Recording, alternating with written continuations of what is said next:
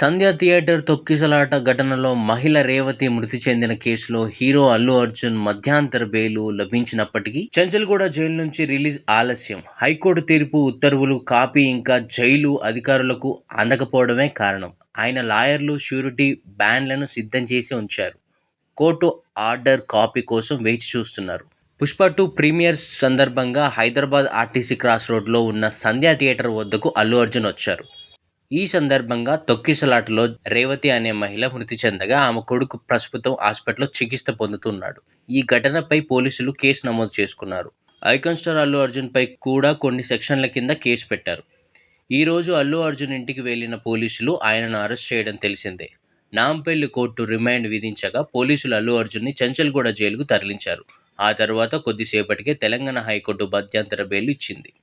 ఈ సాయంత్రమే ఆయన విడుదలవుతాడని అనుకున్నప్పటికీ అధికారిక ప్రక్రియ పూర్తి కావడానికి కొద్దిగా టైం పడుతున్నట్టు తెలుస్తుంది. ఈ రాత్రి అల్లు అర్జున్ జైలు నుంచి రిలీజ్ అవుతున్నాడని వార్త.